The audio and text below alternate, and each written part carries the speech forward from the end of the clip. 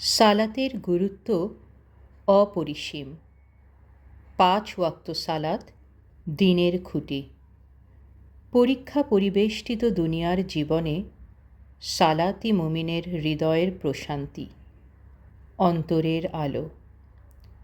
সালাত মুমিনকে যুক্ত রাখে তার স্রষ্টা ও রব আল্লাহ তাআলার সাথে। সালাতে রয়েছে মাবুদের সাথে বান্দার একান্ত কথোপকথন, রয়েছে মুমিনের জন্য আল্লাহর সাহায্য। এই সালাত দুনিয়া ও আখিরাতে সাফল্যের চাবিকাঠি।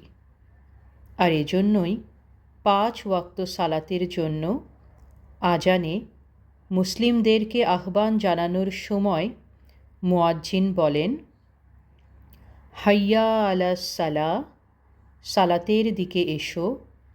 হাইয়া আলাল ফালাহ, অগ্রসর হও কল্যাণের দিকে। সালাতের এই কল্যাণ যে বুঝতে পেরেছে, সে অবশ্যই চাইবে তার সালাত সুন্দর হোক, সফল হোক।